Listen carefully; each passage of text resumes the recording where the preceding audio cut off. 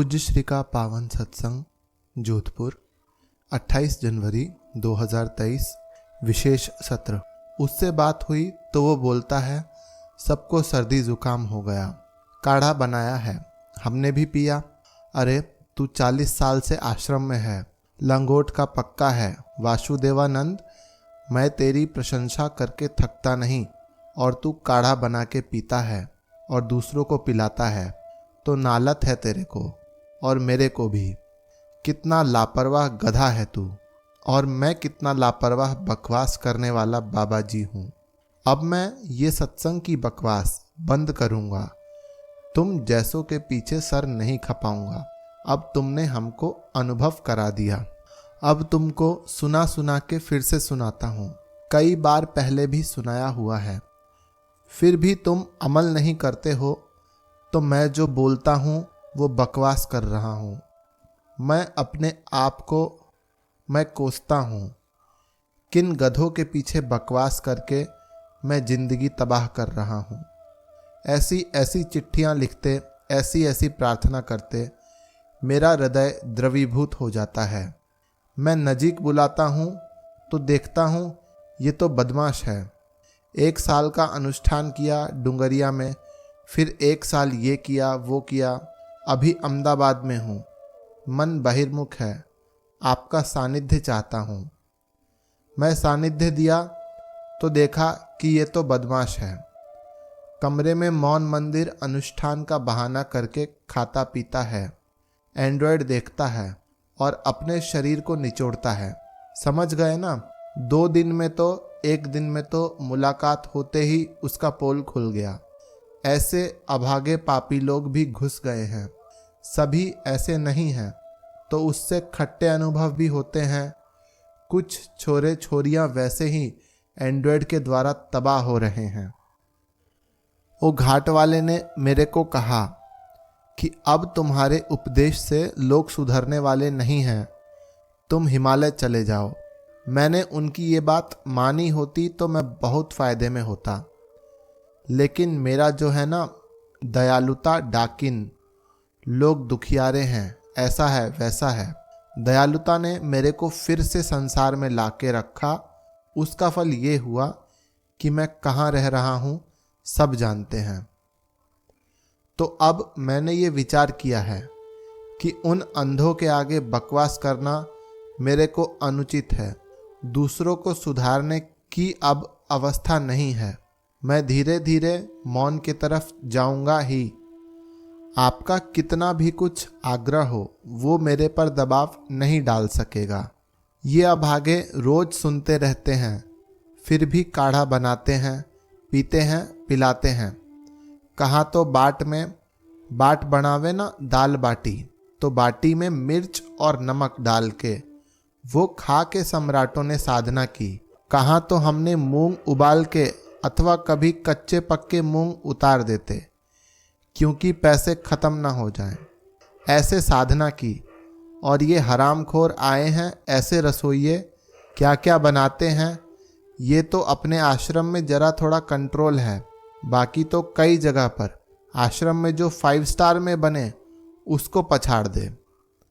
ऐसी बात, चीज़ें खाना बनाना और अपने को आश्रमवासी कहना, नालत है नालत है नालत इस ढोंग को।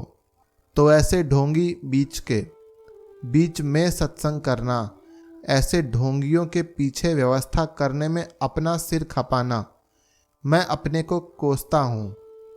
कल मैंने बोला था बता दो सभी आश्रमों में कुछ बोलने वाला हूँ, तो कल ही बोल दिया था ये बात, लेकिन आज फिर से बोलता हूँ। हो सका तो इस बात को यहीं पूरा कर देता हूँ, नहीं तो कल भी बोलना पड़ेगा तो बोल दूंगा। कोई आश्चर्य नहीं करना, मेरे हृदय की पीड़ा मिटाने का उपाय मेरे पास है।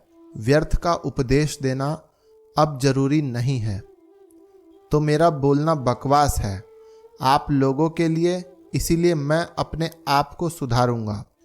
तुम लोगों के बीच अब ज़्यादा बकवास नहीं करूंगा, समझ गए? अरे अभागे पापी, कोई इधर उधर देखता है तो बंदर की तरह क्यों देखते हो? लोगों का अपमान करता है और तू 40 साल से बंदर की नाई, वो तो बेचारे इधर उधर देखते हैं, नए हैं। तू ध्यान कराता है, भाषण करता है, नए आएंगे तो इधर उधर देखेंगे तो उनको बंदर की तरह झाड़ देता है, बंदर की नाई देखते हैं, ऐसा है वैसा है। और तू 40 साल से 3-4 प्राणायाम करने का भी नहीं सीखा, तो मेरा बकवास करना बेकार है। इसीलिए तुम्हारे जैसे बहुत टट्टू हैं, अभागे पापी हैं, जो गुरु का समय बर्बाद करते हैं और गुरु की मेहनत के आश्रम का दुरुपयोग करते हैं। उन पापियों को तो कुदरत रगड़ेगी। वो पापी भी सुनता होगा कि मैंने कहा अब किसी भी आश्रम में नहीं रहना, तो डर गया, कमाने खमाने में जोर पड़ेगा। कई महीने रहा, गिड़गिड़ाया, तब मैंने मोटेरा जाने का उसको सम्मति दिया। उस पर निगरानी रखते हैं, नाम लेके उसको फजीहत नहीं करना चाहता हूँ, लेकिन ऐसे कई हैं। और रायपुर आश्रम का हाल देखो, उनका देखो, वो बोले मैं संचालक हूँ, मैं संचालक हूँ, मैं संचालक हूँ। मान के गुलाम, वाहवाही के गुलाम, सत्ता के गुलाम। धिक्कार है तुमको शिष्य कहलाने में। और इस उम्र में तुम्हारे खिंचाव तनाव को दूर करने के लिए मैं आदमी भेजूं या चिंतन करूं, तुम संचालक होने के लायक ही नहीं हो, शिष्य कहलाने के लायक ही नहीं हो, और मैं गुरु कहलाने के लायक नहीं हूं। मैं नालायक हूं कि तुम लोगों को पाल के पोष के अपना समय बर्बाद कर रहा हूं। सुन रहे हैं रायपुर के संचालक लोग और भी कई जगह पर। अब सबका नाम लेना उचित नहीं समझता हूं। तुमने ऐसा स्वभाव बना दिया है कि आश्रम मानो खाओ पियो और मौज करो, और जब तकलीफ पड़े तो गुरु जी का खून पियो, मार्गदर्शन कीजिए। अरे अभागे पापी, इतना चुरा चुरा के गई तुम्हारी मिसेज, सुनता होगा वो भी। तुम्हारा मिसेज का फ्रेंड, और इतना इतना ये करके गया, सब चौपट करके गया। अब तू आया मेरे पास, मार्गदर्शन दो, मतलब अभी और खून तुम्हारा निकालने का मौका दो। उसको भी मैंने सुना दिया कुछ समय पहले, जो भी आया हो। मेरे यहाँ कितना कुछ हुआ, लेकिन मैंने ऐसा कभी नहीं कहा कि फलानी ने पैसे चुरा लिए। हमने कहा थदाराम की बेटी नहीं है, कन्हैया कंडक्टर की बहन निकली, बस, ताकि लोग ठगे न जाएं, गुरु परिवार समझ के। ऐसे ही बापू की आज्ञा है, बापू की आज्ञा है, ऐसा करके मनमाना आदेश करे संचालक लोग या वे, तो इस बात से भी मैं सहमत नहीं हूं। संत श्री आशाराम जी बापू से संबंधित सबसे सटीक और सही समाचार, पूज्य श्री के दर्शन, विशेष आज्ञाएं, दिव्य सत्संग, पूज्य श्री का स्वास्थ्य समाचार, न्यायिक प्रक्रिया की जानकारी एवं पूज्य श्री के विरुद्ध हो रहे षड्यंत्र की हर सच्चाई, अर्थात पूज्य गुरुदेव से संबंधित हर जानकारी को सबसे पहले प्राप्त करने के लिए बापू की फौज को अभी सब्सक्राइब करें एवं डिस्क्रिप्शन में दी गई लिंक से हमारा टेलीग्राम और व्हाट्सएप ग्रुप अभी ज्वाइन करें।